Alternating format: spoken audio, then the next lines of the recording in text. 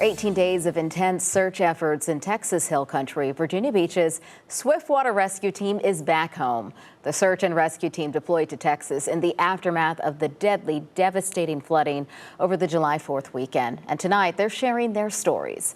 Derek Lytle was there for the homecoming and spoke with them about what they experienced in Texas.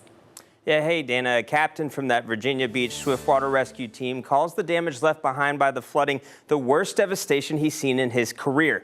And he says while on the ground in Texas, they did everything they could to try and help those impacted families. Total chaos, described by Virginia Beach Swiftwater Rescue Team's Max McQuarrie. He says they were astonished by what they saw. Just see these 300-year-old trees just completely laid down, boulders, rock piles just bigger than cars and buses. They got their assignment hours within arriving in Kerr County and took to doing what they know best. Attached to the Missouri Task Force, and they basically said, you're going to take the waterway, you're going to, raft the river and handle all aspects of that. Each person they interacted with or helped lost a loved one or knew someone who had died in the flooding, says Virginia Beach Swiftwater Team's Adam Hodge. He says days into their arrival, their effort unfortunately switched from rescue to body recovery, and they began to help bring some type of solace to families experiencing the worst. Once things switched over from more of a rescue to a recovery, we were even more motivated to be able to bring closure to these families. Nightly calls with their young children back in Virginia Beach, a reminder of the tragic loss at Camp Mystic in Texas, fueling their search. Talking at night with the little ones,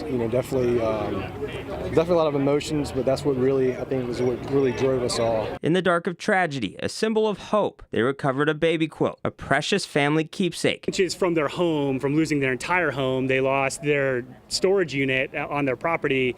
Everything got swept away, and they were expecting their first grandchild in a couple weeks, or a couple months, I guess, and we were able to find that and get that back to the families. Virginia Beach Swiftwater Rescue Team, now forever Kerr County strong. Now, the team tells me they were astonished by the sheer willpower shown by business and property owners who had just lost everything, picking right back up and helping others right away. Derek Lytle, 13 News Now. All right, thanks so much, Derek. More than 130 people have died in the Texas flooding. The Newport News Fire Department Swiftwater Rescue Team is still in Texas helping with flood recovery efforts.